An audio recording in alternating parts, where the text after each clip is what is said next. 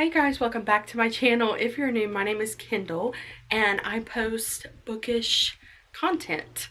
And today I'm going to be talking about 12 books that I have personally read and recommend to people that have a ghost or paranormal sense in them.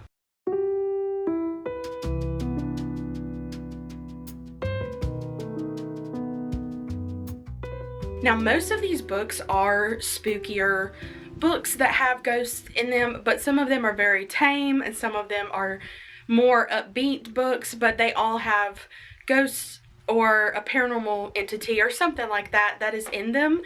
And most of them take place around fall time or like spooky season, October, all of that stuff. So I really think that these are the perfect reads for this time of year if, you know, paranormal stuff is right up your alley. I've separated these books into categories and we're just gonna jump right into it. So the first two that I have are middle grade or spooky middle grade novels. The first one is Deep, Dark, and Dangerous by Mary Downing Hahn.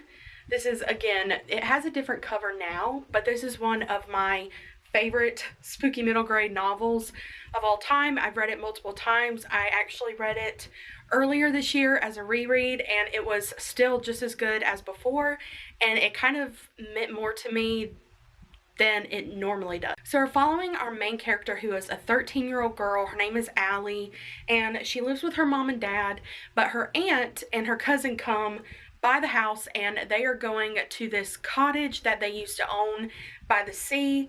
Her aunt and her mom's family owned it and they are inviting Allie to go with them so that she can babysit her cousin while her aunt works from home painting. And Allie jumps at the chance to go and do this with them because she wants to get out and have an adventure, and you know, she wants to spend time with family. Her mom is very kind of hesitant to let Allie go with her, but she does decide to let her go, and Allie ends up meeting this girl, this stranger named Sissy, who turns her cousin into a very mean little girl.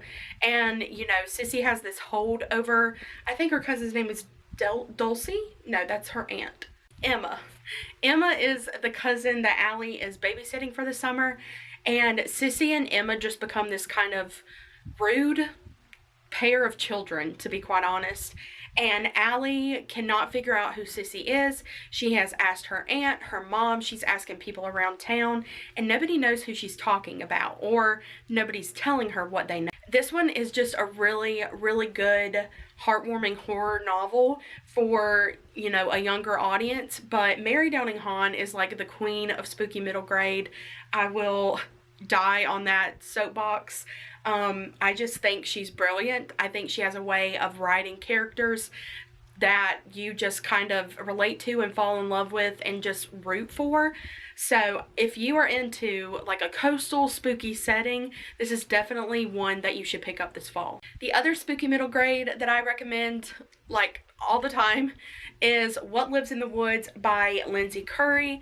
This book was so good. It is one of my, again, favorite spooky middle grade novels in general. Most of the time I feel like I read middle grade books that have a spooky feel to them or have a fantasy feel to them. So this one is more spooky, but it is so good. And the character Jenny, who is our main character, she loves books, she loves Agatha Christie, she loves writing. She's very much my kind of gal. And this book reminded me a lot of The Haunting of Hill House, but a little, you know, more watered down for kids. And you know, Jenny is moving with her parents because her parents renovate houses for a living and they live in the house while it's being renovated. So Jenny's father packs her and her brother and mom up and they head to, I think, Michigan.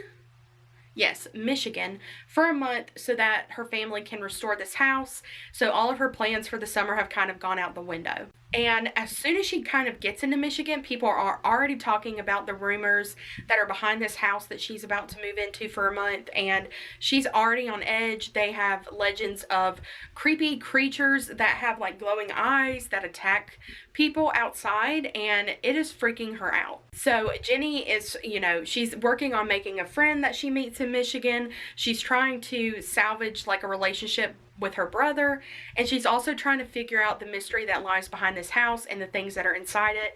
She hears all these noises, she sees things and shadows, and it's so creepy. But this is another one that's a heartwarming horror book where it has more to it than what the story entails. You have to really dig deep into the plot, and it's perfect. I literally love it so much. This was the first Lindsay Curry book that I picked up, and I've already bought like 2 or 3 more because I am dying to get to more of her books this spooky season. The next books that I'm going to be talking about are some graphic novels. I think I have 1 middle grade and 2 young adult graphic novels. So we're going to go over those. The first one is Beetle and the Hollowbones by Eliza Lane. I think this cover is so stinking cute.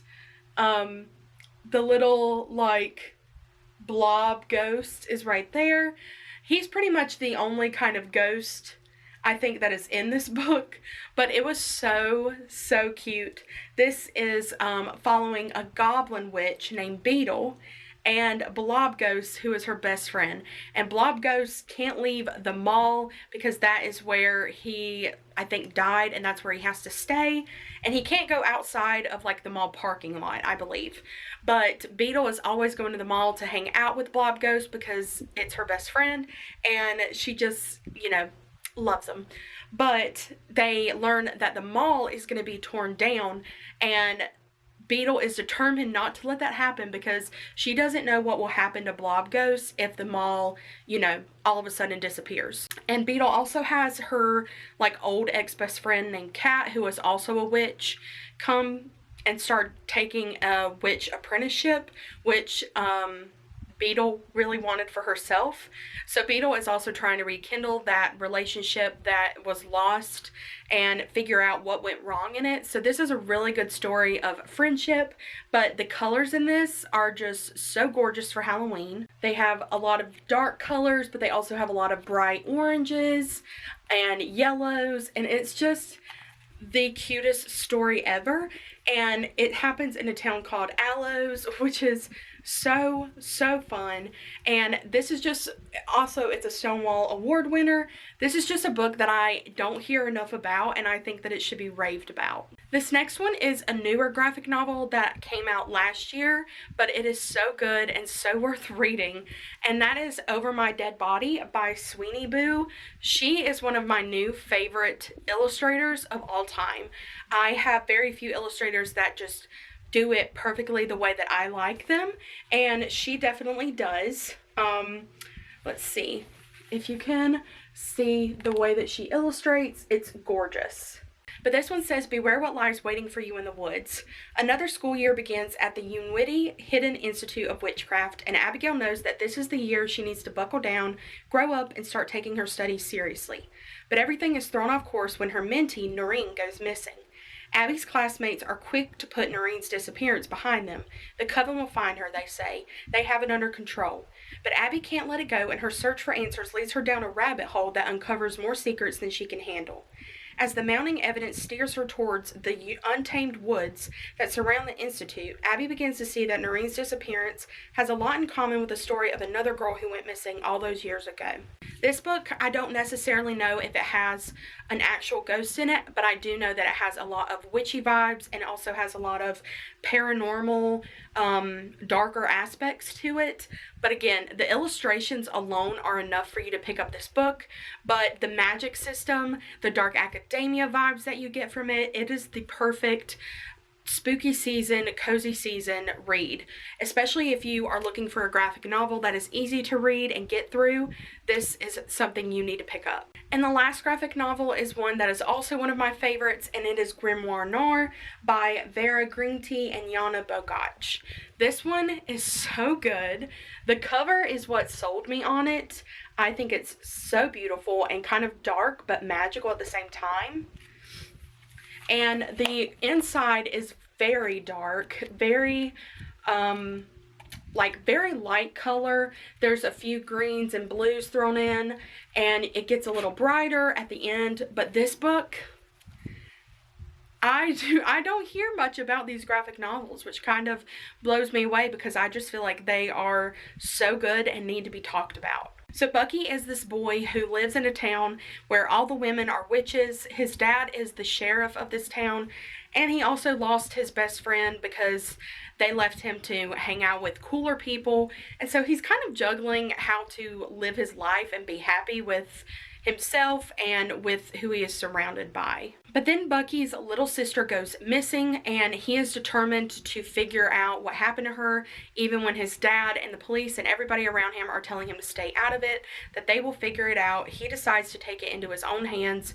He, rekindles a relationship with his ex-best friend and is trying to just get help from her and anybody he can. He's pushing past his boundaries and his flaws that he has to save somebody that he truly loves. And it's just a really beautiful story about friendship and family and grief and loss.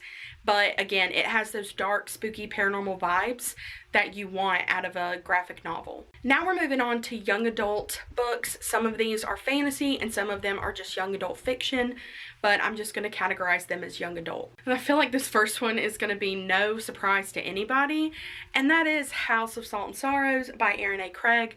Finally, people are getting back into reading this. I feel like when it first came out, a few people were reading it and it started to pick up, but I feel like this year has been the year when people are really getting into it, and I'm just so excited because this has been one of my favorite young adult novels of all time. There are so many spooky, ghosty elements in this, and I think this is where I found my true love of reading horror books and watching horror movies, because once I read this, I was hooked. It says, Anna Lee lives a sheltered life at Highmore, a manor by the sea, with her sisters and their father and stepmother. Once they were 12, but loneliness fills the grand halls now that 4 of the girls' lives have been cut short. Each death was more tragic than the last. The plague, a plummeting fall, a drowning, a slippery plunge, and there are whispers throughout the surrounding villages that the family is cursed by the gods. Disturbed by a series of ghostly visions, Anna Lee becomes increasingly suspicious that her sister's deaths were no accident. The girls have been sneaking out every night to attend glittering balls, dancing until dawn in silk gowns and shimmering slippers, and Anna Lee isn't sure whether to try to stop them or to join their forbidden trysts. But who or what are they really dancing with? When Anna Lee's involvement with a mysterious stranger who has secrets of his own intensifies, it's a race to unravel the darkness that has fallen over her family before it claims her next.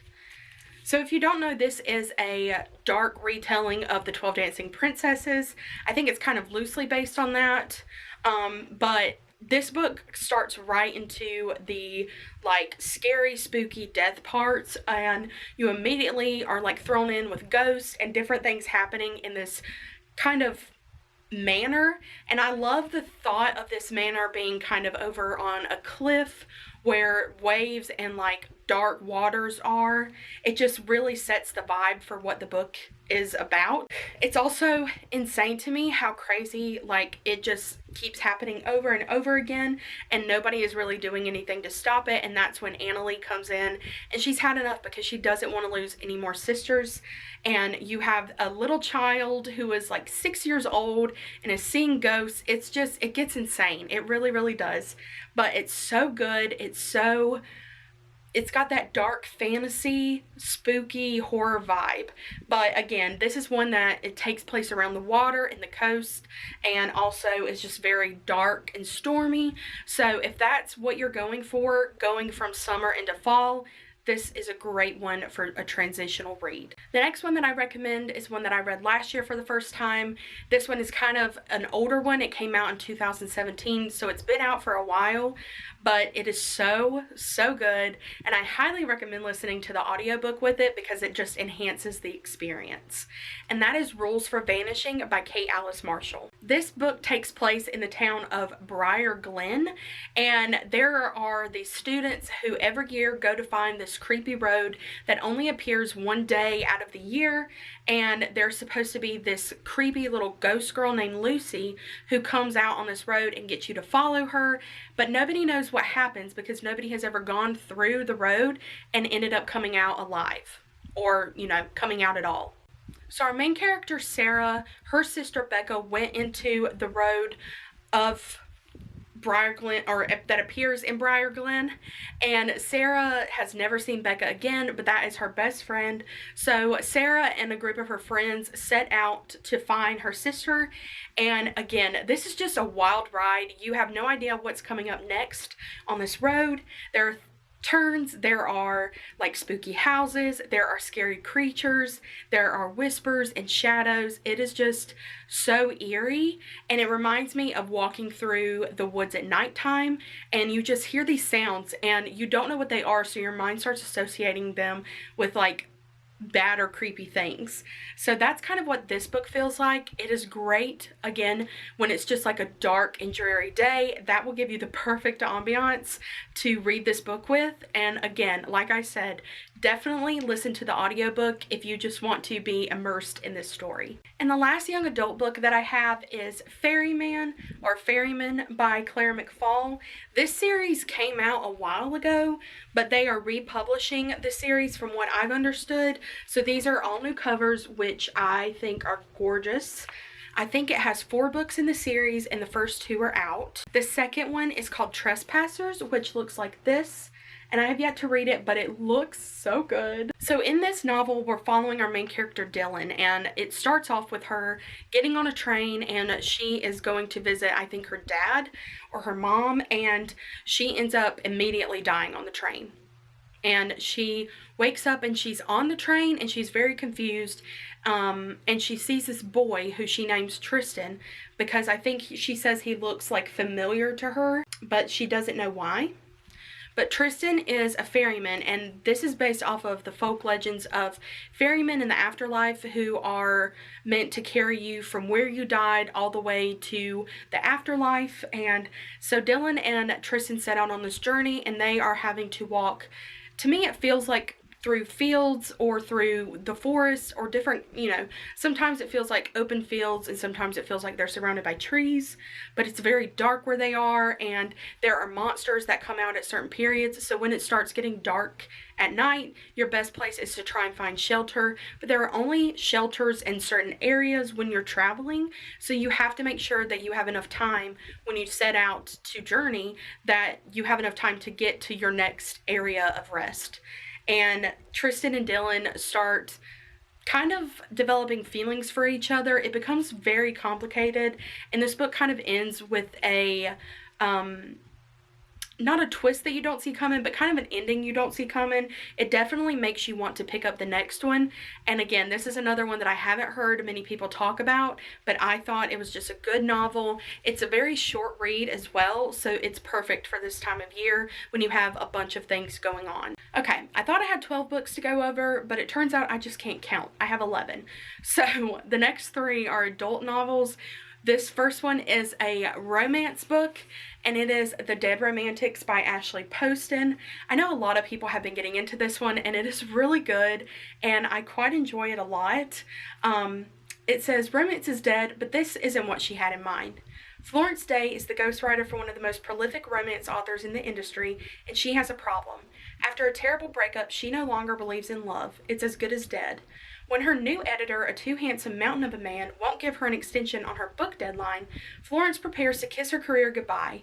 But then she gets a phone call she never wanted to receive, and she must return home for the first time in a decade to help her family bury her beloved father. For 10 years, she's run from the town that never understood her, and even though she misses the sounds of a warm southern night and her eccentric, loving family and their funeral parlor, she can't bring herself to stay.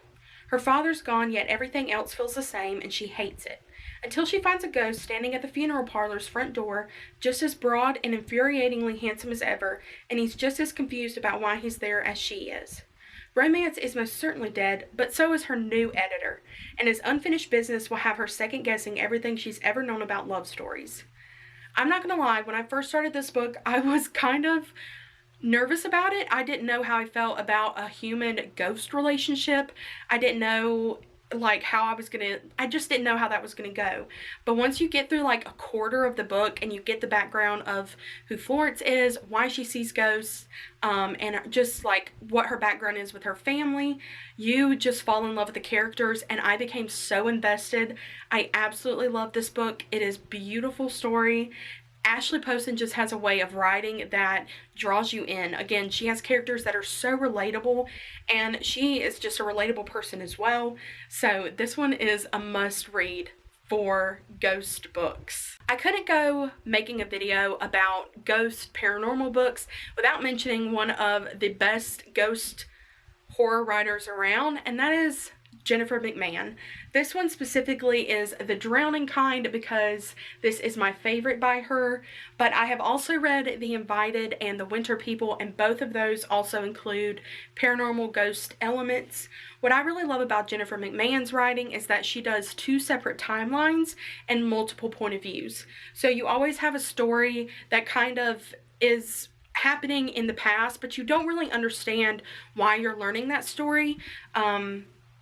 Because, you know, you're learning what things, you're getting snippets and things of what happened in the past, and you're just still trying to piece together what's going on in the story that you're being told on the present day with the other character. Things are happening, things are creepy, and you know that there's a reason for it, and the story that's in the past usually gives you the reason of why it's happening, but it is so creepy and eerie. Her writing style is so easy to get into. The audiobooks, again, help enhance the experience of reading these books, and she is just literally, to me, the queen of horror. I absolutely love reading her books. This one is following a social worker, and she hears about her sister going, her sister ends up dead, and her sister has been on, like, drugs, and she's just been had a lot of mental health issues. She's had a lot going on in her life, and people blame that as the reason that she's dead, but Jax knows more about her sister than other people do, and she doesn't believe that's the reason. And then we're looking at a 37-year-old woman named Ethel, who is struggling to have a baby. She's newly married. It's the 1920s, and, you know, people are trying to, when you're 37 and you're trying to have a baby and you're not having one, it's a very hard thing in that time period because people are expecting things from you.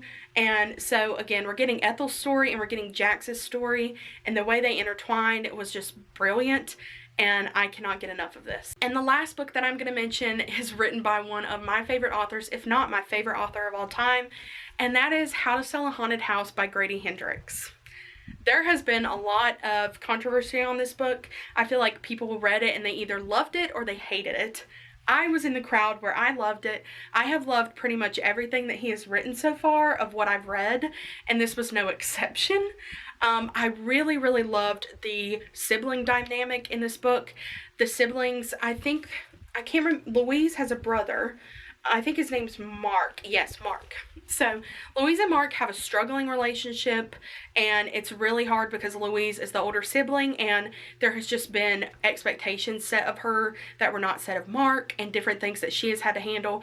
And as an older sibling, I really connected with Louise, and I really understood her and her brother's relationship, and it made the book mean more to me than I think it normally would have. But this book is so creepy. It says, when Louise finds out that her parents have died, she dreads going home. She doesn't want to leave her daughter with her ex and fly to Charleston. She doesn't want to deal with her family home stuffed to the rafters with the remnants of her father's academic career and her mother's lifelong obsession with puppets and dolls. She doesn't want to learn how to live without the 2 people who knew and loved her best in the world. Most of all, she doesn't want to deal with her brother Mark, who never left their hometown, gets fired from one job after another, and resents her success. Unfortunately, she'll need his help to get the house ready for sale, because it'll take more than some new paint on the walls and clearing out a lifetime of memories to get this place on the market. But some houses don't want to be sold, and Louise and Mark's home has other plans for both of them. This book is wild. As soon as I found out there were going to be puppets and dolls, I immediately picked it up, which is really weird for me because I hate when those are used because they scare me. But that's what I loved about this book, is that it scared me. Grady Hendrix has a way of writing horror that is so humorous, and I absolutely love that. I also, again, this is more of a heartfelt horror book, which I find that I really, really enjoy. I like laughing and I love horror, so combining the two have just been a really good thing for me, and Grady Hendrix does it so well. So if you're looking for a more, I don't want to say a lighter horror, because when he describes things, when he is setting the scene, he can get really descriptive, it can get really gory, it can get really gross, and it is horror to the core. But if you want horror books with a hint of laughter in them, Grady Hendrix is the man for you. So hopefully there are some books there that you haven't read yet and you are in the same mood that I am, where you are just getting into all things spooky. And so I thought that I would mention some of the paranormal books that I read because they add on to that spookiness of the season. And I have just thoroughly enjoyed all of those that I have read, and they're perfect for transitioning usually from fall or to fall, and they're perfect for entering the spooky season and, you know, reading and getting in the dark, spooky mood. I know I say spooky all the time, but it's my favorite. But anyway, thank you so much for taking the time out of your day to support me and watch my videos and, you know, check out my channel. I hope that you stick around, and I will see you in my next video.